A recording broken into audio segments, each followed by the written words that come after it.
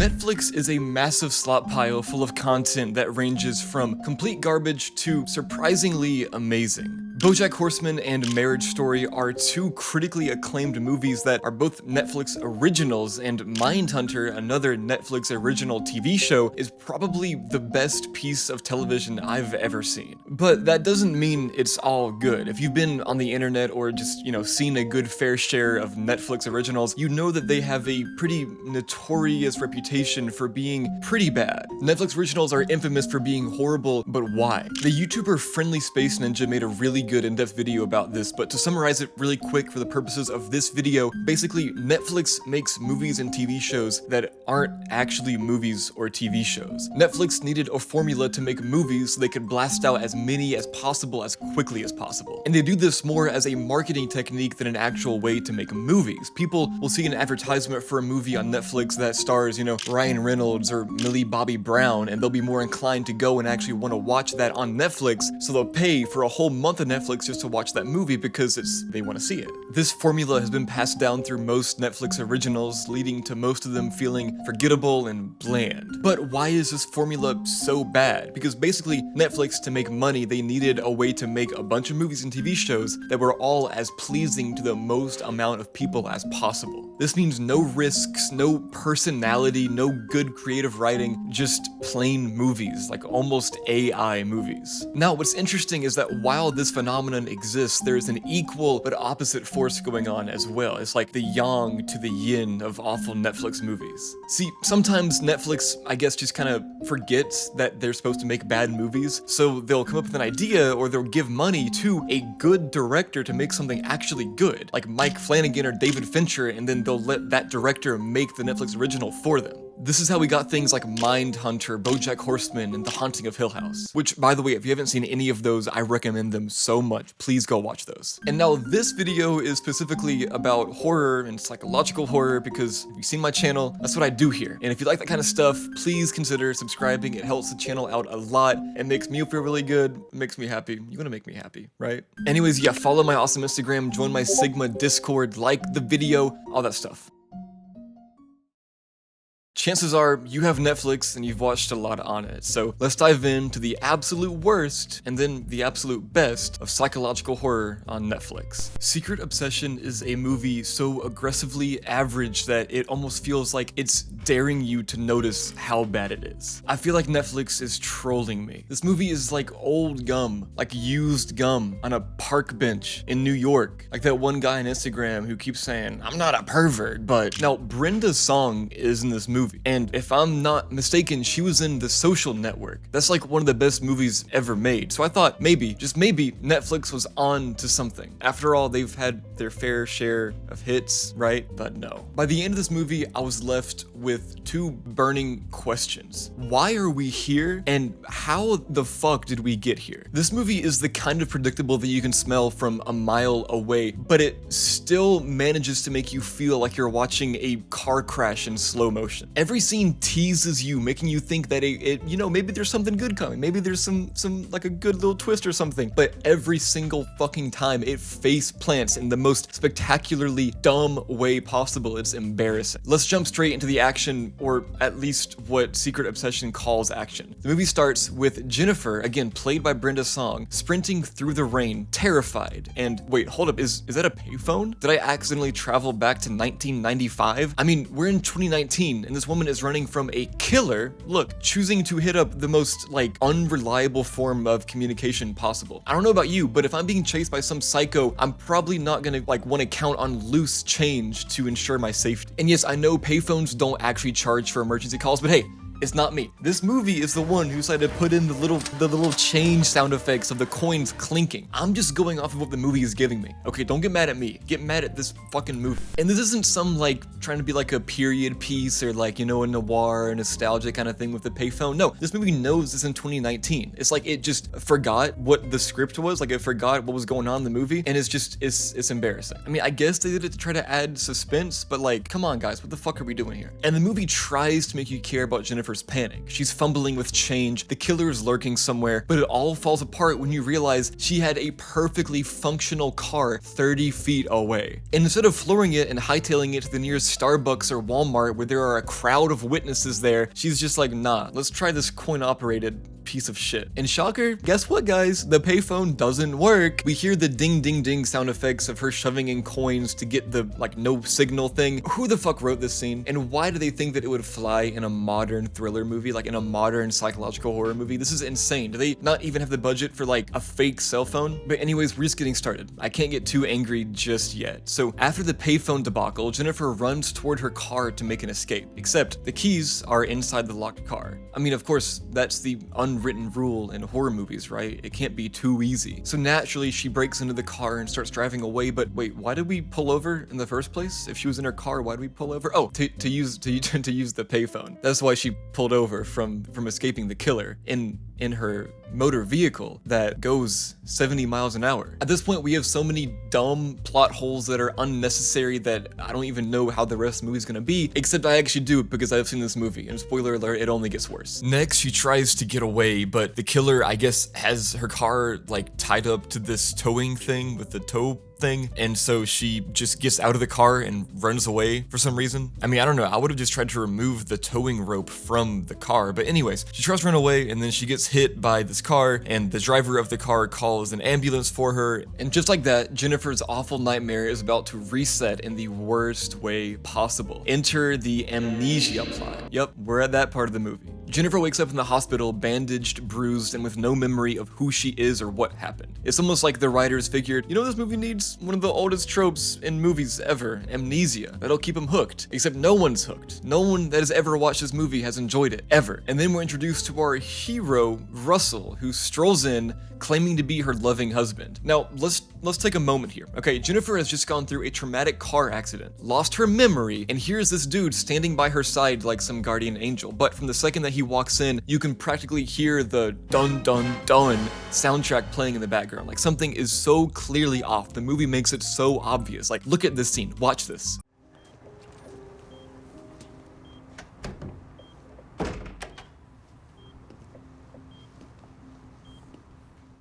But no, the movie doesn't want you to realize that yet. Bad viewer, you're not supposed to realize that yet. We're supposed to feel sorry for Jennifer as she's coping with her amnesia and being in the hospital, except literally everybody watching this movie is already 10 steps ahead of it. Like, it's okay to have amnesia in a movie, like the plot is good, like there's ways to do it, right? It's not like a bad thing, but to do it, you have to do it well. Like this movie wants to have it both ways. It wants you to know that Russell's a bad guy so you can have the tension there, but it also wants you to not know Russell's the bad guy so you feel bad for Jennifer. It just doesn't work. Like the movie keeps dropping these like hints, like it's so smart, like it's like cluing you in, you know, one by one, like maybe you're gonna figure it out when the audience already fucking knew the fucking twist. And so now to make things worse, Jennifer is told that she'll have to rely on Russell to help piece her life back together. Something that you, the viewer, immediately realize is a terrible idea, even if Jennifer doesn't, which already Jennifer is understandably disoriented and Russell is saying all the right things, but if you have a single functioning brain cell, you can already pick up on the fact that this Russell guy is about as trustworthy as like those Snapchat bots who claim to double your money if you cash app them like $100, you know? He's got that like, I'm too good to be true vibe, and you're just waiting for the inevitable twist where you learn that he is not actually her husband. But the movie still thinks it's being so sneaky. It's at this point that you realize Secret Obsession is leaning a little bit too hard into cliches. We've already got a fake husband, amnesia, and a hospital staff that seems oddly unbothered by the fact that a woman with no memory just got checked out by some random guy claiming to be her spouse. No one runs any checks, no one asks any questions, Jennifer's all patched up and ready to go, and Russell's practically whisking her away like he's won the lottery. And just like that, Jennifer is stuck with a guy that she doesn't actually know, and neither does the audience, but it's painfully clear that we're supposed to be suspicious. The only thing more predictable than this setup is the fact that everything's about to get a lot worse for Jennifer, and for the audience too, because this movie just gets worse and worse. So Jennifer's back home now, and you can already tell that she's trusting Russell a little bit too much. You'd think that someone with no memory of their life would be asking questions like, hey, do I have friends? Where are my parents? can I see a family photo that isn't copy and pasted in Microsoft Paint? But no, Jennifer just rolls with it. Every time that Russell drops some suspicious piece of info, like telling her that she quit her job before the accident or that her family died in a tragic fire, she just nods along. She takes everything at just face value like a baby watching Goo Goo Gaga Skibbity Toilet. The red flags are everywhere, but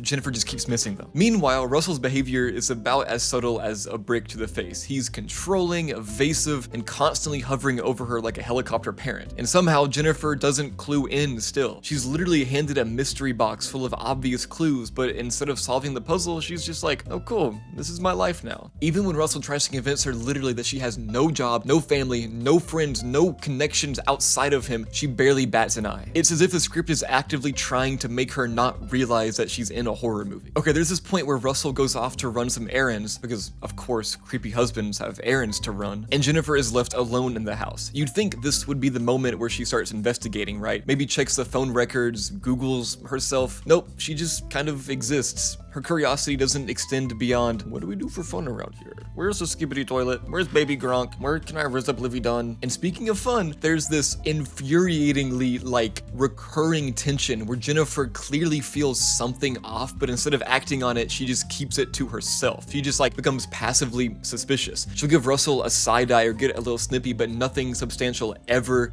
happens. It's like her character knows that there's something wrong, but the plot, the script won't let her actually confront it yet. So we're just sitting here waiting for her to catch up with what the entire fucking audience knows, that Russell is a bad guy and he's not actually her husband. And this is one of the biggest problems with this movie, in my opinion. It's like the plot and the characters don't match up. Everyone in the movie by now should know that some shit is wrong, but the plot and the script won't let the characters act on it or actively think about it. Now let's talk about our good friend Detective Frank, who seems to be the only person in this movie with a brain cell, except spoiler alert, he doesn't. Frank gets introduced with all the subtlety of a 90s cop drama, complete with a tragic backstory about his missing daughter, because apparently the movie thinks that we need another emotional subplot to care about, but let's be real, this backstory is just there to make Frank look like he's got depth. But guess what, guys? He fucking doesn't. To be fair, Frank does eventually start putting everything together after what feels like an eternity. He checks in on the accident scene, digs into Jennifer's background, and realizes that something's not quite right with this Russell guy. But here's the thing, the movie treats this like it's some grand revelation, like the last scene from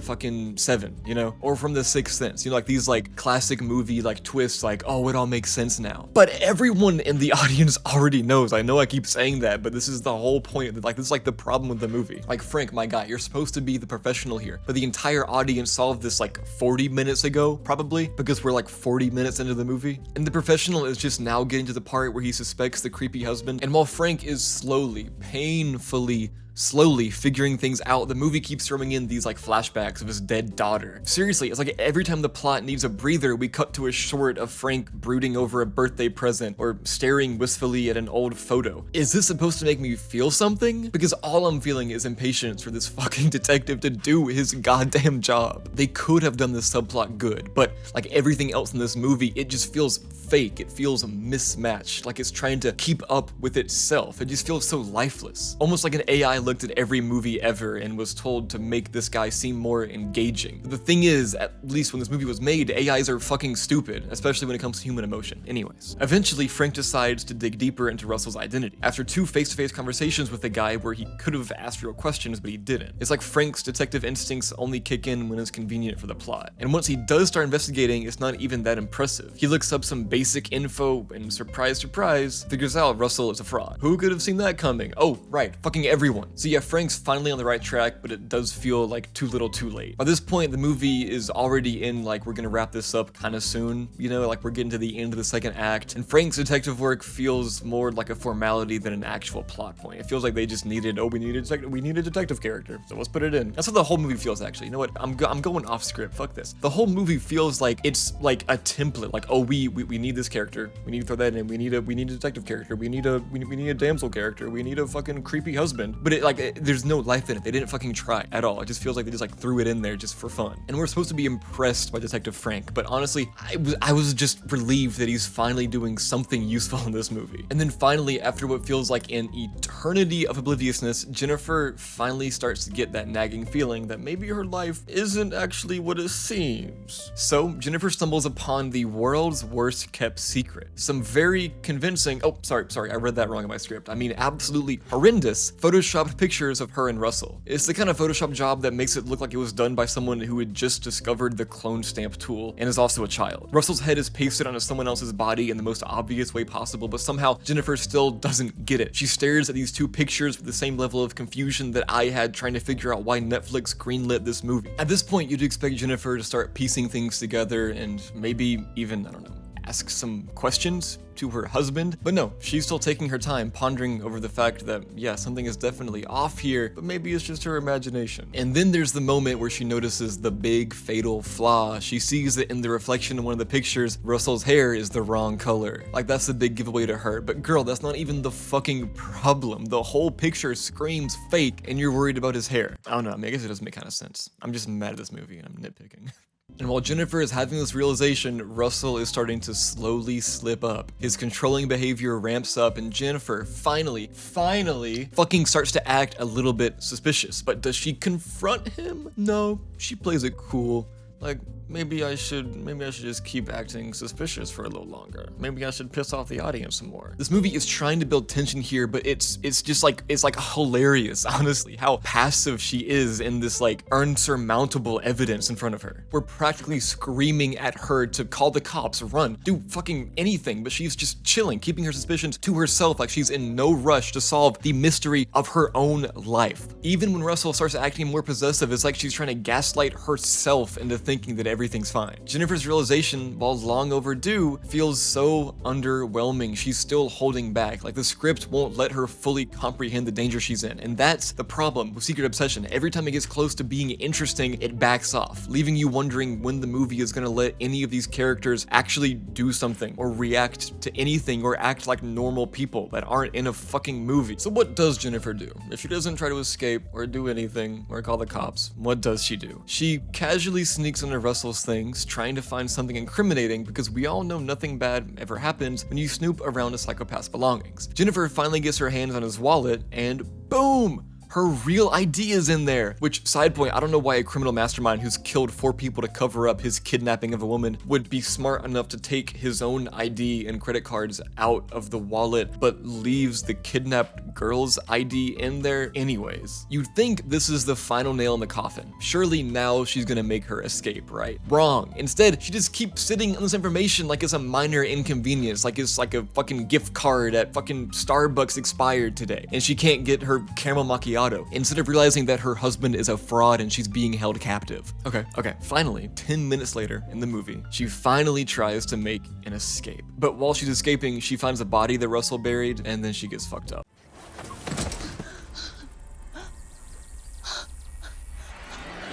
She wakes up and Russell ties her to the bed. After he leaves, she breaks out of the chain thing and she finds Russell's car and goes inside and finds her phone. She goes out of the car and outside and watches Russell start to go inside. Now, if I were her, I would probably leave, okay? Let me walk you through my reasons here. Because the man who kidnapped me does not know I escaped when he tied me up. I am outside. He does not know I'm here. I can run away. But nope, Jennifer just fucking goes back inside and pretends like she's still tied up. Things like this make this movie impossible to take seriously, because how the hell can we relate to a character who is this stupid that we, like, nobody is this stupid. Nobody watching the movie can relate to her. Nobody would do this shit. Meanwhile, Detective Frank is finally on his way. After a sluggish investigation, he shows up at Russell's house, but because this movie wouldn't be complete without one more dumb decision, he shows up alone. No backup, no warrant, just Frank and his gut instinct that something's up. He knocks on the door, trying to play it cool, but we all know this is about to go sideways. Remember, Frank now knows Russell isn't who he says he is, and instead of coming prepared, he treats it like it's fucking nothing. And then it happens, obviously, because he's stupid. Frank gets ambushed by Russell. The detective, who's been waiting to go to a serial killer's house, gets taken down like this.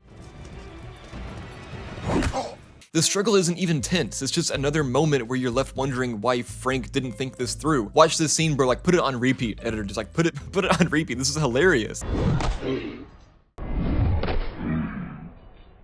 Is dude playing the game with speakers on? Do you need turtle beaches? Can you not hear the goddamn footsteps? You have a gun, dude. You're a detective, you have a gun. Russell knocks him out and leaves him for dead, and Jennifer is still stuck inside trying to figure out what her next dumbass move is. Back inside, Jennifer tries to gather her courage, but the movie seems determined to drag out this confrontation for as long as possible. She knows Russell's a fraud, he knows she's onto him, and yet we're still playing this cat and mouse game where no one really makes a decisive move. The tension is supposed to be building, but all you're left with is frustration, watching as Jennifer misses opportunity after opportunity to make it out alive. At this point, we've got a wounded detective, a villain who somehow keeps winning, and a protagonist who's still figuring out the basics of how to survive as a human being. The only thing left to wonder is how much worse this movie can get before the credits roll. Okay, so Russell drags Jennifer up the stairs in what should have been a brutal scene, but instead it feels more like he's just carrying her off to bed after a long night of babysitting. There's no real violence here, just a lot of weird, soft rope tying and some candle lighting for ambiance. Yeah, seriously, Russell goes like complete creepy romantic at this point, lighting candles and giving Jennifer a weird speech about how love takes time. It's like the movie's trying to sell us on the idea that he's still emotionally invested, but at this point it just comes across as awkward and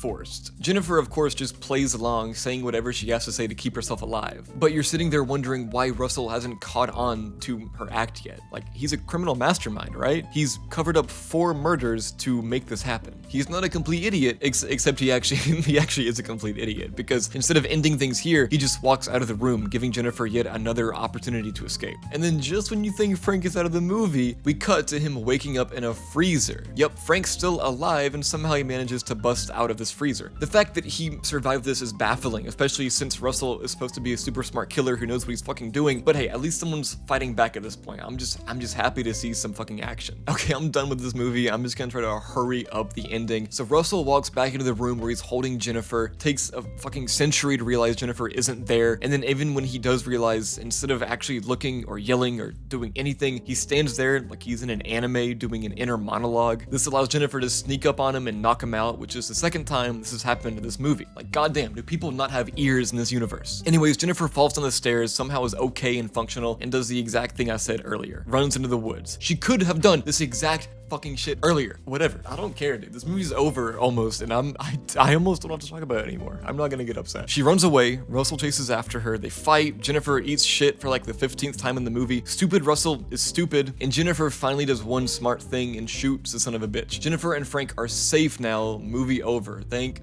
fucking God. No, wait, I lied, because actually the last scene is supposed to be the fucking payoff for Frank's character. Remember that? His little dead daughter? Well, yeah, they didn't forget about that. They didn't forget about that. Holy shit. I don't think I've ever seen a more forced character arc conclusion in a movie ever. This guy did absolutely nothing to earn this ending. He misses his dead daughter. All of a sudden, he's moving on now? Can we please see how or why? Can I have some actual movie, please? Whatever, this piece of shit is over now. We're done here. You know what, guys? Fuck this, actually. I'm gonna take a break. I'm gonna record this tomorrow, bro. Fuck this movie. Okay, I'm back. It's a new day, and I'm ready to talk about a good movie on Netflix. Gerald's Game is directed by Mike Flanagan, who, like I think I said earlier in this video, might be my favorite horror director ever. He's made Haunting of Hill House, he's made Midnight Club, he's made so many things on Netflix that are horror, and Gerald's Game is one of his movies he's made. You might have seen Hush, which he also did. I think that's his most famous piece, but today, let's talk about Gerald's Game because the psychological horror that goes on in this movie is insane. This is another Netflix original, by the way, so keep that in mind as we go on. So Gerald's Game wastes no time getting right into it. We meet Gerald and Jesse Burlingame, the seemingly normal couple heading out to their remote lake house for what's supposed to be a romantic getaway. Now, I don't know about you, but the second I saw this house, my internal horror movie radar started going off. First of all, it's a lake house. You know, the kind of place that in every movie ever turns into a no cell service, no help, and no hope zone. That should have been clue number 1. Then we get a quick look at Gerald. You can tell already that he's got some sort of energy about him. That kind of uptight, let me show you how to have fun vibe that instantly tells you this guy has read way too many self-help books. Gerald's plan for this weekend? Handcuffs. Yep, my guy casually suggested Jesse that they spice things up by cuffing her to the bed, and we'll learn more about that later. And Jesse, trying to be a good sport about it, reluctantly agrees. But here's the thing, she's not into it. You can see it in her face. And honestly, you can't blame her. Gerald's enthusiasm for this whole fantasy Jesse set up is giving some serious, more creepy vibes than exciting vibes. But I want to bring to attention here just how amazing the performance from Carla Gugino is. This scene right here you're watching might be my favorite scene from the whole movie, just because of how tense it made me watching it. It constantly ramps up the tension so effectively. It feels like you're on a roller coaster. You know the feeling of fear because you know the drop is coming, and then you get to the drop, but this movie edges you a little bit, like you feel an even bigger drop coming, and then another, and another. And finally, we get to the moment I'll talk about in a second where everything finally drops fully. Anyway, there they are. Jesse's handcuffed to the bed. Gerald's getting into character. Let's be real, he's enjoying this a lot more than he should be. And you can just feel the tension in the air, but not the good kind of tension. This is gonna go horribly wrong kind of tension. Jesse's already uncomfortable, and then she says she wants to be let free. And Gerald, being the creepy piece of shit he is, says, "What if I don't? What if I don't want to?" And then while Jess is already experiencing this awful amount of stress from your husband saying that to you while you're handcuffed to a bed and you're already uncomfortable, Gerald decides this is a perfect time to have a heart attack. And so there's the premise of the whole movie. We've got Jessie still chained to the bed, watching her husband flop to the floor, dead. Jesse's screaming for help, but of course there's no one around. Because when you go to a secluded lake house for the whole point of having nobody around, that's what happens. But this really is just terrifying. This whole setup is really disturbing. Like, the phone's out of reach, the keys to the handcuffs are conveniently in the bathroom, and Gerald is now on the floor as dead as I am when I hear my friend say Haktua for the millionth time. I don't know about you, but if I were Jesse, I'd be seriously rethinking all my life choices right now. And we're in for a treat, because that is exactly what the rest of this movie is about. The movie does an excellent job of conveying her isolation here. The room feels vast and claustrophobic at the same time. The camera lingers on the distance between her and the phone, emphasizing just how helpless she is and how close, but still how far away she is from safety and escape. I feel like for me at least, that idea of being so close to escaping but so far is really what adds like the real disturbing terror to it. Like the ending of Saw 2, you know, where the detective gets like locked in the bathroom or whatever, because it's really disturbing and terrifying to me because he so easily could have just not went there. Like, being safe was so easy. He just didn't have to go to that building, but he still did. And the same thing here. Like, she's so close to safety. Like, it seems realistically so easy for her to be able to escape, but she just still can't. She's still helpless, and she has to sit there and think about the awful decisions that she's made to get her to this place. It's like psychological torment. Time begins to pass, and the sun starts to set. Jesse's been pulling at the cuffs, trying to wiggle free, but it's no use. The strain is starting to show. Her wrists are raw, and her strength is fading. At this point, it's not just about escaping, it's about surviving. The scene is unsettlingly quiet. All you hear are Jesse's labored breaths and the occasional creak of the bed. It's in this silence that the gravity of her situation sinks in. She's stuck, and unless she figures out a way out, this could be the end. And then we have an unexpected visitor. Remember that dog from earlier that Jesse fed? Okay, well, you shouldn't, because I didn't actually mention the dog, which is my fault for being a bad YouTuber. I didn't put it in the script, I forgot to. That's on me. But anyways, yeah, there's a stray dog earlier that she was like feeding, and then there's a shot where you leave the door open while they're walking inside. And anyway, the dog is back. And this time, it's not interested in dog food. Jesse watches in horror as the dog approaches Gerald's lifeless body, its eyes fixed on him like he's the main course. The dog takes a tentative sniff, then a bite. It's a small bite, but it's enough to make you squirm in your seat, which is exactly what I fucking did watching this, bro. I watched this movie and it was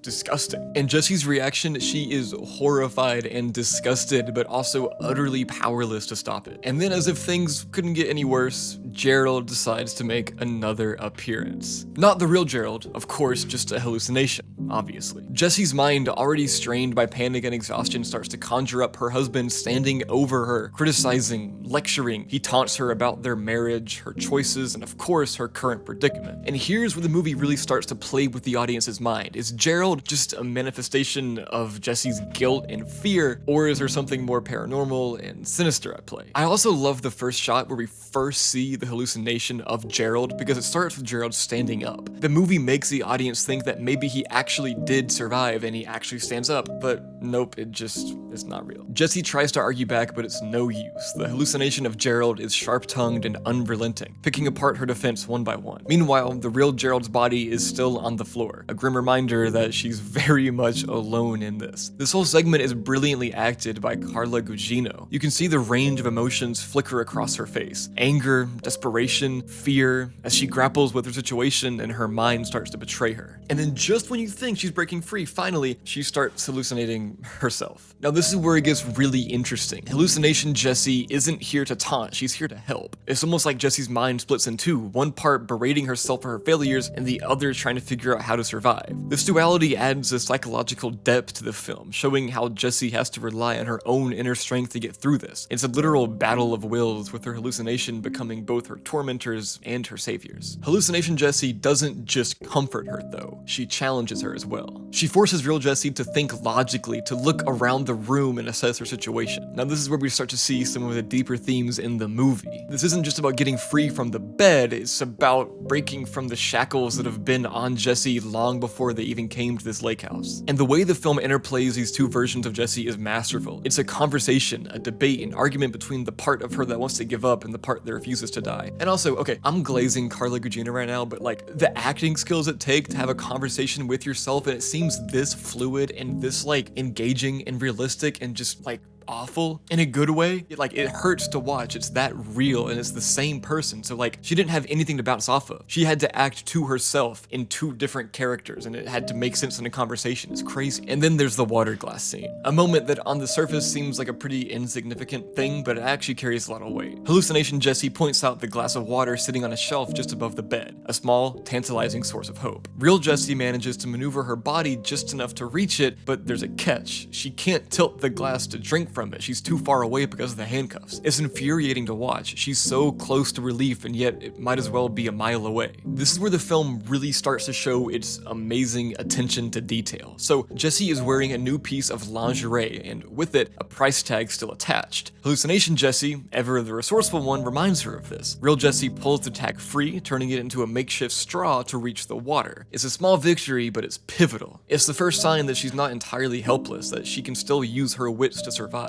This entire sequence is a brilliant showcase of how the film takes a seemingly simple problem and turns it into an intense struggle for survival, and you can feel it through the movie. This movie, I wrote this one note, this movie is minimalist and maximalist at the same time. It's so interesting. Anyways, meanwhile, the hallucinations continue to act as a mirror, reflecting back the parts of Jessie she's avoided confronting. Gerald, in his spectral form, is still there too, pointing out her flaws, her mistakes, every little thing she did wrong in their marriage. It's harsh, but it's also revealing. The film uses these hallucinations to peel back the layers of Jessie's character, exposing the fears and regrets she's been carrying around like baggage. And then, as if dealing with two hallucinations just wasn't enough, there's the ever-presence of the dog. Every time the dog wanders back into the room, the camera takes note of it, and there's this grim reminder that Gerald really isn't the only danger that she's facing. It's a small but effective way to keep the tension high in the movie, even in the quiet moments where there doesn't have to be action. Just the presence of the dog there, like, and you know that the dog could just, get up and eat her at any point the dog wants. Like, that just adds a little bit of tension in the movie, even in the quieter moments. And then just when you think Jessie has enough on her plate with the whole stuck to a bed while hallucinating her dead husband situation, the movie decides to take a hard left turn into her past. This is where things get really dark, and I'm not just talking about the lighting in this shot. We get our first flashback, and it's like someone pulled the rug out from under the story. Suddenly, we're in another lake house, but this time, it's a 12-year-old Jessie sitting with her father, Tom. Basically, it's just the same lake house. 12-year-old Jessie goes there with her family then, her mom, her dad, and her two siblings. They go in the lake house, and then, like, the mom and stuff, they want to go out on the lake, but Jessie's like, I don't want to go on the lake. So she decides to stay back, and then her dad stays with her. So then it's just her and her dad back at the lake house while the rest of the family is out on the lake, and they're going out on the lake to see the eclipse that's going on that night. Now, you might be wondering what this childhood memory has to do with the current predicament, and the answer is everything. The movie uses this moment to peel back the layers of Jessie's character and reveal why she even got in that bed in the first place, why she married Gerald in the first place. It's like a real deep character study. It's a masterstroke of storytelling, disturbing, uncomfortable, and crucial to understanding her character. You see, this flashback isn't just a break from the tension of the main plot. It's a deep dive into the origins of Jessie's trauma, and again, why she's in the situation in the first place. We see young Jessie sitting on her dad's lap during a solar eclipse. Seems innocent enough, right? Just a father-daughter moment. But then, Tom starts getting a little bit too comfortable. You can see the exact moment when things go from normal to nightmare. It's subtle, but it's there and it's horrifying. And this is really carried by the performance here from Henry Thomas. This guy's performance is amazing across all of Mike Flanagan's work, across all of his work. He's always been one of the best actors. Anyways, Tom begins to,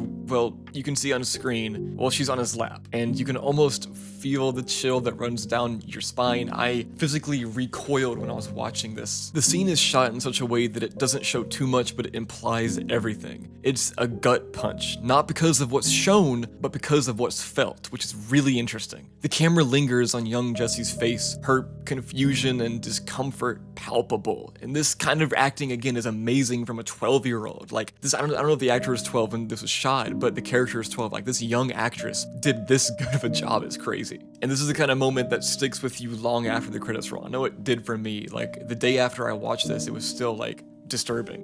And then we get to the aftermath of this incident. Tom, in a moment that makes your skin crawl, approaches Jesse later to apologize. Except it's not really an apology. It's manipulation at its finest. He tells her he's ashamed, that he's made a horrible mistake, and then somehow flips the narrative to make her promise not to tell anyone. It's a masterclass in emotional manipulation, and you can see how this moment shaped Jesse's entire life. I mean, this scene is so good. I want my editor to play just like a little bit of it. I don't want to get copyrighted, you know?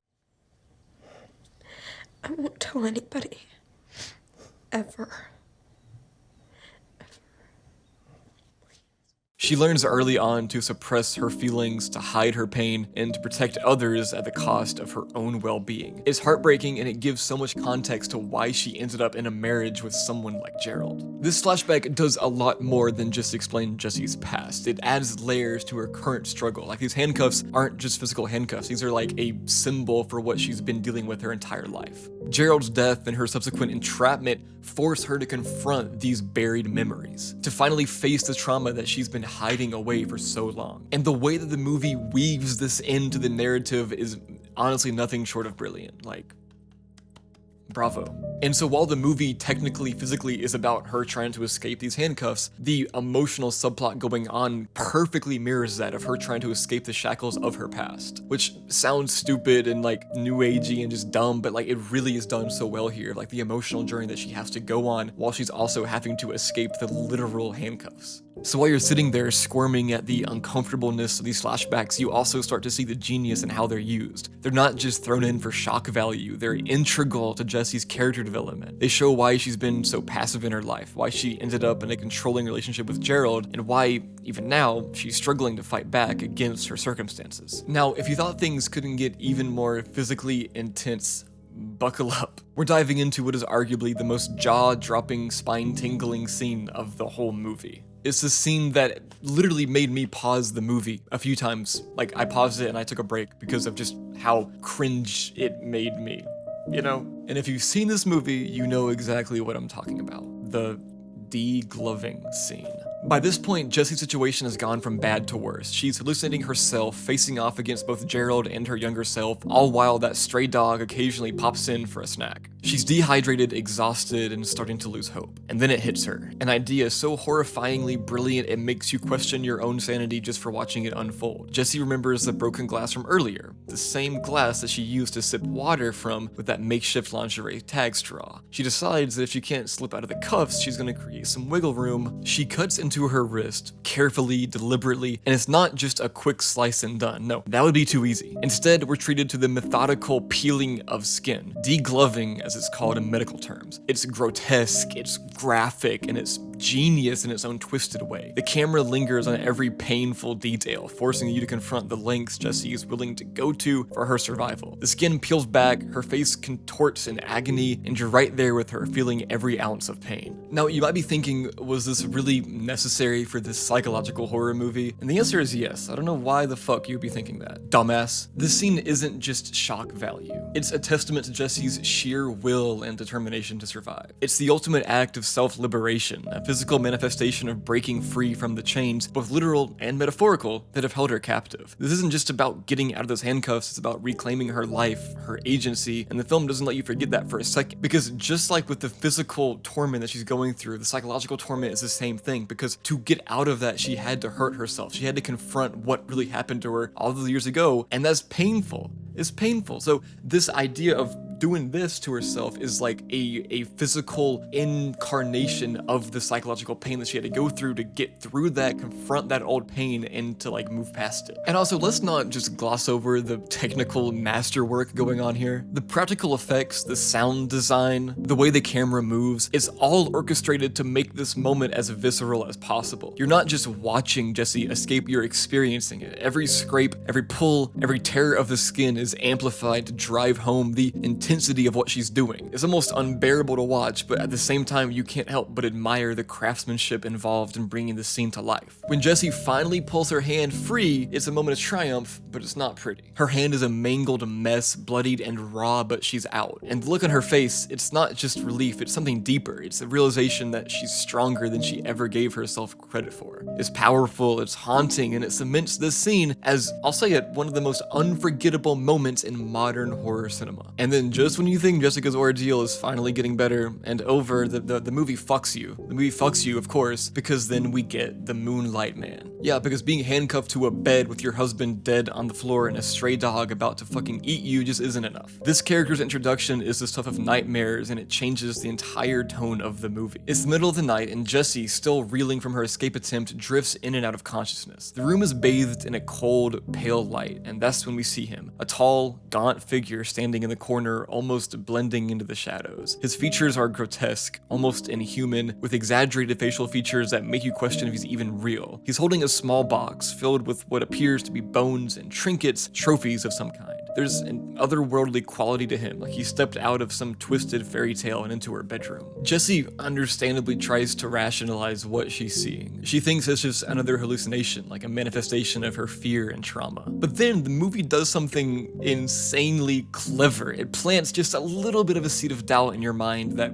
fully grows until you don't know what the fuck to think. Gerald, ever the instigator, points out a bloody footprint left behind by the Moonlight Man. Something tangible, something real, and suddenly you're questioning everything right alongside Jessie. Is he a figment of her imagination, or is there actually really this monstrous figure lurking in the shadows of this lake house? Because how the fuck could a ghost leave a real bloody footprint? So now comes the part when Jessie decides it's time to make her final break. She's already been through the ringer, hallucinations, flashbacks, physical torture. You'd think she'd be ready to call it quits, but no, this woman's got a will of steel. And just when you think she's run out of tricks, she finds the strength to go one last round with fate. Jessie's got one hand free now, but let's not forget, she's still got one handcuffed to the bed, and her other one is a bloody mess. So she's not exactly in tip-top shape. She's got dehydration, blood loss, and not to mention again, her hand looks like it's gone through a meat grinder. But the film does a great job of showing you just how resourceful she can be even in these awful circumstances. She realizes the only way to reach the keys is to drag the bed across the room. Sounds simple enough, right? But no, it's not. The bed is heavy, she's weak, but inch by inch she moves it, every scrape against the floor echoing through the room. The tension here is absolutely palpable. You're rooting for her, but also dreading the toll this effort is taking on her already battered body. Finally, she gets close enough to grab the key from the bathroom sink, and this is it, the moment where you think she might actually make it out of this nightmare. But Jessie's not in the clear yet. She's barely holding on by a thread here, and the movie knows still how to keep the suspense high. The key slips from her grasp, nearly falling to the floor, because you know that the moment the key falls all the way to the floor, everything's over. She's done for. Somehow she catches it in time though, and this moment is another moment that just makes you realize just how into the movie you are and how much like invested you are into the rest of this movie. With trembling hands, she fumbles with the lock, and every second feeling like an eternity. And with that final click of the cuff unlocking rings out, it's a moment of pure triumph. Jessie is free. She's done it, but there's no time for celebration. She's still got to get out of the house, past the Moonlight Man, and into her car. And here's where the film does something brilliant. In most movies, this would be just the end, you know, she finally escapes, but Gerald's Game knows better. It gives you just enough hope before yanking it away again. Jessie stumbles through the darkened house, her vision blurry, her steps unsteady. The Moonlight Man appears once more, and this time he's not just lurking in the shadows. He's right there in the open, like he's been waiting for this moment all along. You're screaming internally,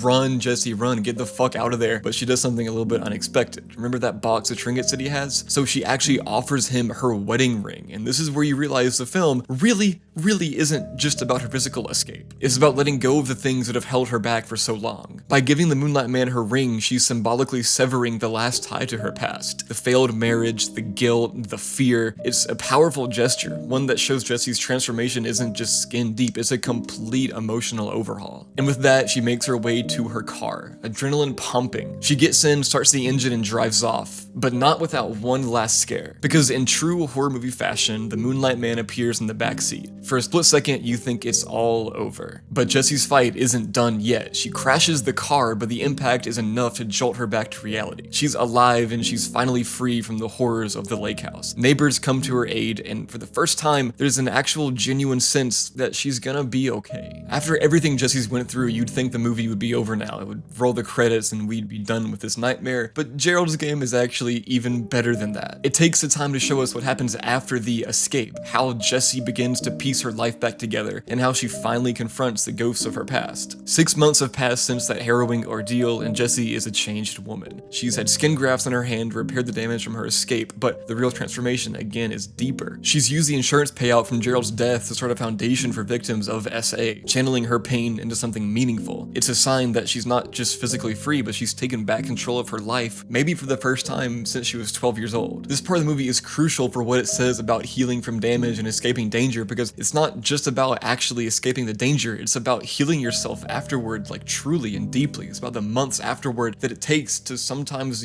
become yourself again. But Jessie isn't just playing the role of survivor. She's still haunted by that Moonlight Man. He appears in her dreams, this looming, distorted figure that seems to follow her everywhere. It's as if he's waiting for something, unfinished business that keeps him tethered to her reality. And then, in a twist that pulls the rug out from under you, we learn that the Moonlight Man was real the entire time. His name is Raymond Andrew Jobert, a serial killer with a penchant for grave robbing. He's been caught by the police, and suddenly everything makes a chilling kind of sense. Jobert was really in that house, watching Jessie in her most vulnerable state. It wasn't just her mind playing tricks on her. There was actually really a monster lurking in the dark, and that realization is almost too much to handle. But Jessie, in a show of strength that really shows off her transformation, decides that she's not gonna let this man haunt her any longer. She goes to the court where Jobert is being arraigned, ready to face him once and for all. This confrontation is one of the most powerful moments in the film. Jessie walks into that courtroom with her head held high, a far cry from the woman who was once chained to a bed, paralyzed by fear. And there he is, the Moonlight Man, no longer the towering, shadowy figure of her nightmares, but a man, just a man. He tries to intimidate her, mimicking her pose while handcuffed, reciting the words that she said during her captivity, but Jessie doesn't flinch. Instead, she sees him for what he really is, a broken, twisted individual who's lost his power over her. And in that moment, Jessie sees not just Jobert, but also all the other men that have loomed large in her life. Her father and Gerald. They blend into one, becoming the symbols for the change that had been on her entire life. And then she says it, a line that sums up her entire journey.